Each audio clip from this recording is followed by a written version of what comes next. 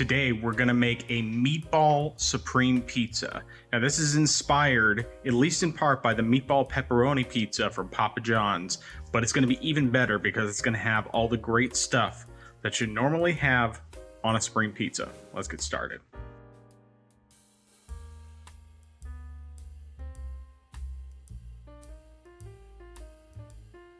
All right, so to make this meatball supreme pizza, it's actually gonna be super simple. So of course, first and foremost, you're going to need some pizza dough. Obviously, this is our homemade pizza dough, which the recipe will be linked down in the description below. Then you're going to need some red sauce. This is also homemade sauce. Obviously, you can use whatever you prefer. I don't have a recipe for this on the channel yet. I'll probably put that up one of these times, but very simply, all it is you get a can of whole peeled tomatoes, add a small can of tomato paste to that, put it in a blender with about 2 tablespoons of oregano, 2 tablespoons of basil, 1 tablespoon of parsley. Future guy here, also add 1 tablespoon of garlic powder and 1 tablespoon of onion powder. And then a little bit of salt and pepper to taste. And then just blend it up and you're good to go. You can add sugar to that if you want. I haven't been really adding sugar to my sauces lately, so either way it's gonna work, but it's gonna be really good. Next thing you're gonna need, of course, is some shredded mozzarella cheese. I have way more than I'm gonna need here. This is about 3 pizzas worth, give or take. I can't remember how much is here, but you need about 8 ounces or 224 grams. Then you're going to need, of course, some pepperoni. And then you need, of course, the star of the show, meatballs. These are the homemade meatballs. The recipe for those will be linked down in the description below if you want to do homemade. Otherwise, you can, of course, just get the pre-made ones from the store.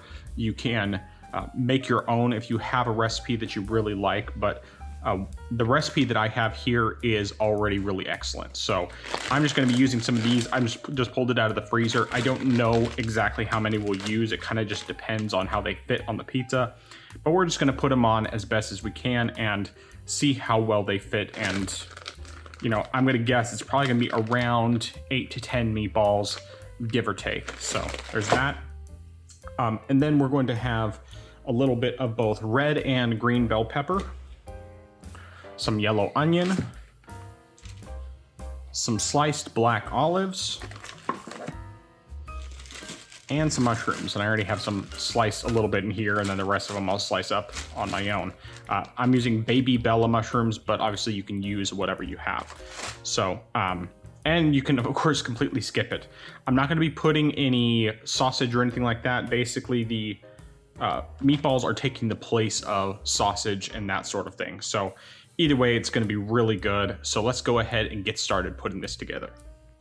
All right, now I wanna note when it comes to slicing the onions and the peppers, you can really slice them in whatever way you want, whether you wanna do like long strips or you wanna do chunks. I'm gonna be doing them in strips because that's what I prefer for a supreme pizza.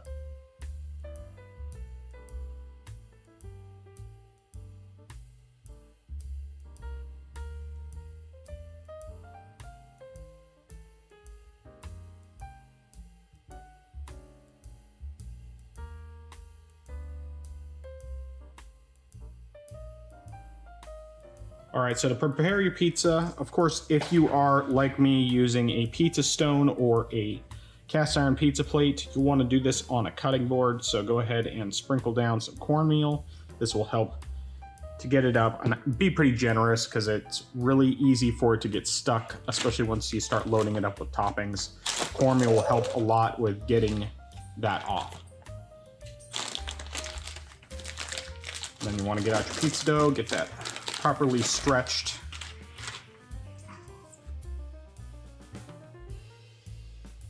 All right, that should be good to go for that. All right, and then we'll go ahead and add our pizza sauce.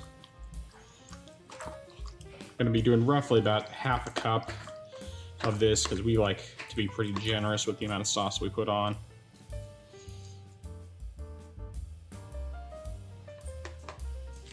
And we'll add about 8 ounces of shredded mozzarella cheese. And actually, we're probably gonna do about 6 of it. So the majority of it on top of the sauce, and we'll do the rest on top of the toppings. or at least on top of the meats.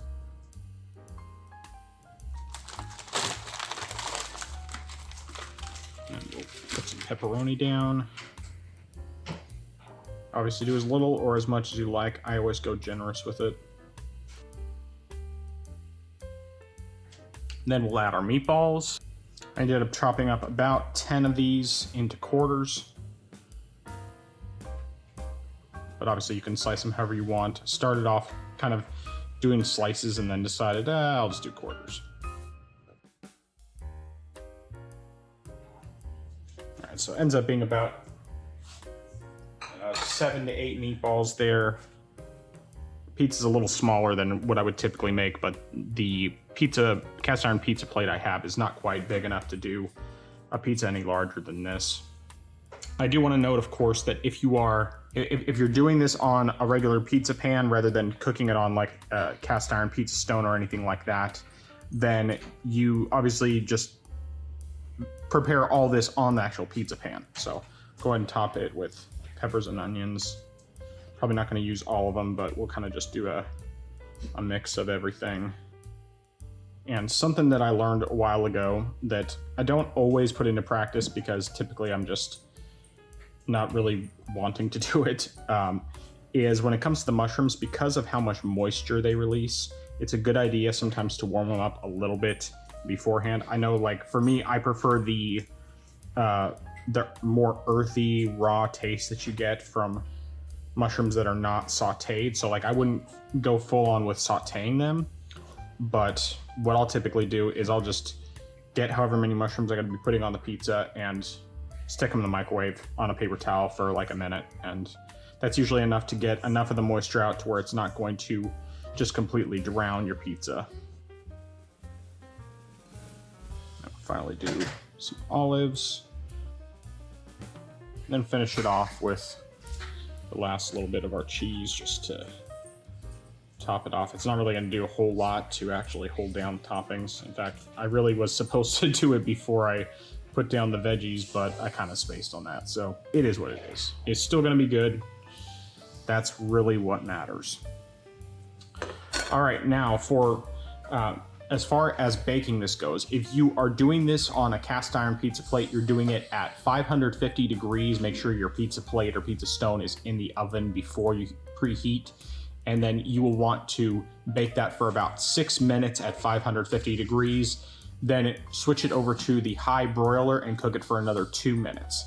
If you are not doing that, if you're just cooking it normally on a pizza pan, you want to do it at 375, and you'll do that for about 15 minutes.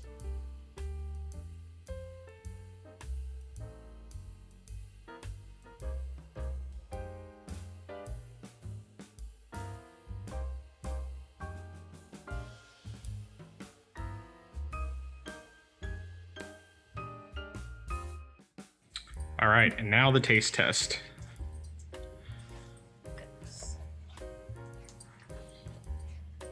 Doesn't that just look gorgeous? Got the sauce, or it's not sausage, the meatballs, all beef meatballs. Well, other than the pork that's in there. And the pepperoni, peppers, onions, mushrooms, and olives. And of course the cheese. All on the homemade crust with homemade sauce.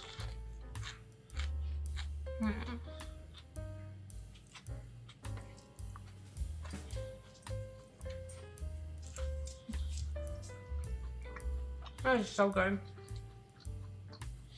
You know, the flavors of a supreme pizza, but those meatballs just elevate it. All right, so now we'll go ahead and grab a slice for me and just like, oh man, everything came out perfect. Yeah, and you know, it's like I said, it's a really good idea to make sure that you pre-cook the mushrooms a little bit to avoid having them end up just making a big mess because they release so much moisture. So doing that ahead of time is super helpful.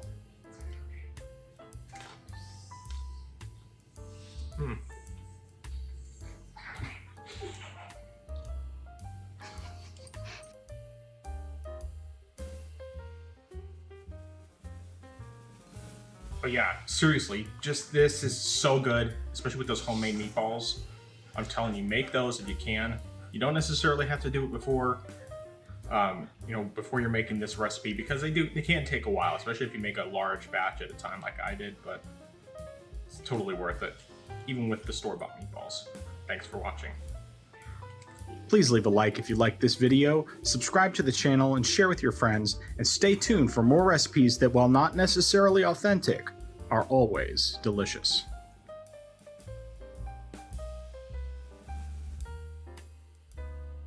Not doing the